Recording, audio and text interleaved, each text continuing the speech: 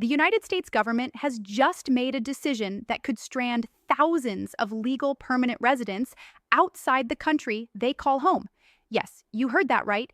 Green card holders, people who have built their lives, careers, and families in America for years, even decades, are now facing the terrifying possibility of being blocked from returning to U.S. soil.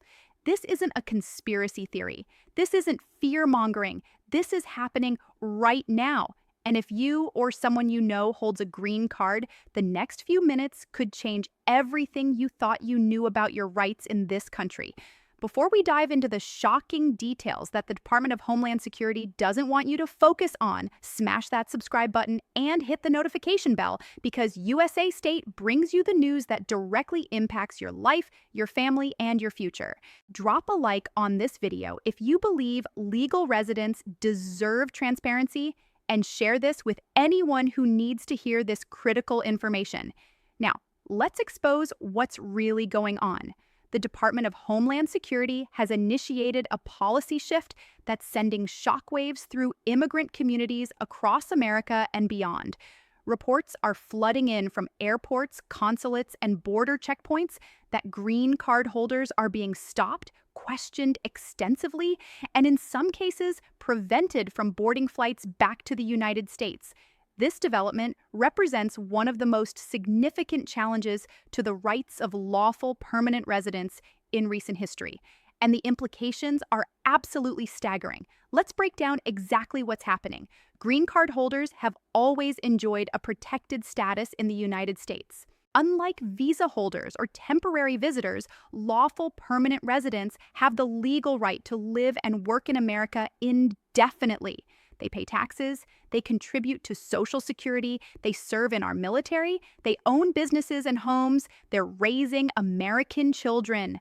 For all intents and purposes, they are Americans in everything but citizenship status.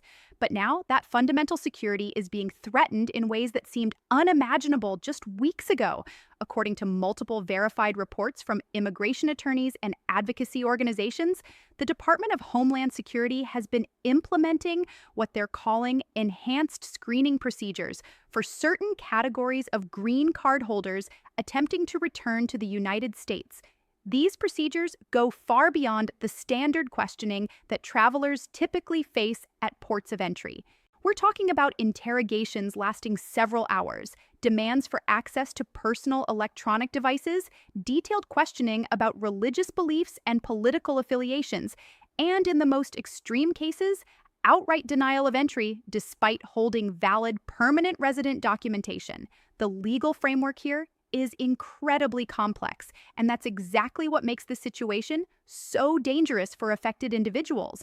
While green card holders do have substantial rights under U.S. immigration law, those rights are not absolute, particularly when someone is physically outside the United States attempting to return.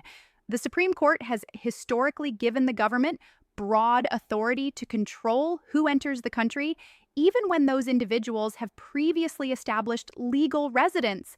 This creates a gray zone where lawful permanent residents can find themselves in a bureaucratic nightmare, stuck in legal limbo between their adopted country and wherever they happen to be traveling. What makes this situation even more concerning is the apparent lack of clear criteria for who gets subjected to these enhanced procedures. Immigration lawyers across the country are reporting that their clients are being selected seemingly at random, with no transparent explanation for why one green card holder passes through smoothly while another faces hours of interrogation and potential exclusion. Some patterns have emerged, though, and they're deeply troubling. Individuals from certain countries are disproportionately affected. Those who have traveled to specific regions in the past several years face heightened scrutiny. Even the length of time someone has spent outside the United States on a single trip appears to be triggering additional security measures. The human impact of these policies cannot be overstated. Picture this scenario. You're a green card holder who has lived in the United States for 15 years. You've built a successful career. Your children were born here and are U.S. citizens. You own a home with a mortgage. You pay your taxes every year without fail. You've never had so much as a parking ticket. Then your parent falls seriously ill in your country of origin, and you travel back to be with them during their final days. After the funeral, you attempt to return home to your family, your job, your life. But at the airport, you're pulled aside. Your documents are scrutinized. You're questioned about where you went, who you met with, what you discussed. Hours pass. Eventually, you're told you cannot board your flight. No clear explanation, no timeline for when you might be allowed to return. Your American children are without a parent. Your employer is without an employee. Your mortgage payment is due. Your entire life is in the United States, but you're being treated like a threat to national security. This isn't a hypothetical situation. This is happening to real people right now. Immigration advocacy organizations have documented dozens of cases fitting this exact pattern in just the past few weeks. The emotional toll on families is devastating. The financial consequences can be catastrophic. Jobs are lost, homes go into foreclosure, children are separated from parents, and through it all, the affected individuals often have no meaningful recourse because the decisions are being made by officials with extremely broad discretionary authority. The Department of Homeland Security has released limited public statements about these enhanced procedures, typically framing them as necessary security measures designed to protect the American people from potential threats. They emphasize that the vast majority of green card holders continue to travel without incident and that only a small fraction face additional screening. But that explanation provides little comfort to those caught in the system or to the millions of lawful permanent residents who are now terrified to leave the country, even for essential travel. Legal experts are divided on both the legality and the wisdom of these policies. Some argue that the government has clear statutory authority to implement enhanced vetting procedures for any non-citizen attempting to enter the United States, including lawful permanent residents. They point to provisions in immigration law that allow for exclusion based on security concerns, criminal history, or even extended absences from the country.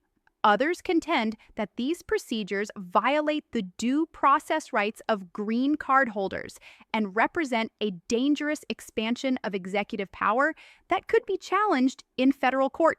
Several civil rights organizations have already announced their intention to file lawsuits challenging these policies. They argue that the procedures are being implemented in a discriminatory manner, disproportionately targeting individuals based on national origin, ethnicity, and religion in violation of constitutional protections. These legal challenges could take years to resolve, leaving affected individuals in continued uncertainty about their status and their ability to travel. The broader implications of this policy shift extend far beyond the individuals directly affected. The United States has long marketed itself as a nation that welcomes immigrants and provides a clear path to permanent residency for those who follow the rules and contribute to society. Millions of people around the world aspire to obtain American green cards precisely because of the security and stability that permanent resident status traditionally provides. But if that status can be functionally revoked without warning or clear justification, it fundamentally undermines the entire immigration system and the promises the United States makes to those who choose to build their lives here legally. There are also significant economic consequences to consider. Green card holders are disproportionately represented among entrepreneurs, medical professionals, scientific researchers, and other highly skilled workers who drive innovation and economic growth. If these individuals begin to fear that leaving the country for business travel, academic conferences, or family obligations could result in being unable to return, they may either curtail those activities or consider relocating to countries that offer more security and predictability.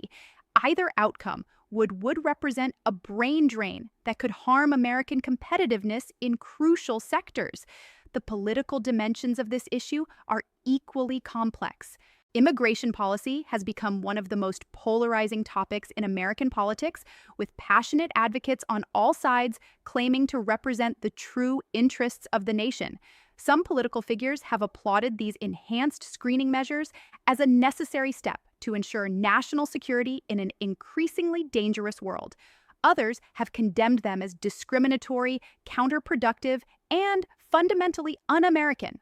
Finding common ground on immigration issues has proven nearly impossible in recent years, and this latest controversy is unlikely to break that pattern.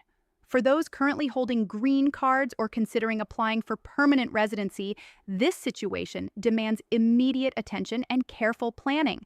Immigration attorneys are advising their clients to maintain meticulous records of all travel, to avoid extended trips outside the United States whenever possible, to carry comprehensive documentation proving their ties to America, and to be prepared for the possibility of enhanced screening at ports of entry.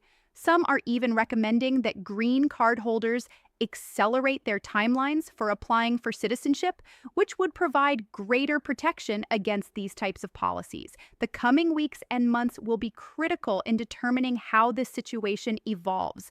Will the Department of Homeland Security clarify its procedures and provide more transparent criteria for enhanced screening? Will legal challenges succeed in limiting or overturning these policies? Will Congress intervene with new legislation to protect the rights of lawful permanent residents? Or will this become the new normal, fundamentally changing what it means to hold a green card in the United States?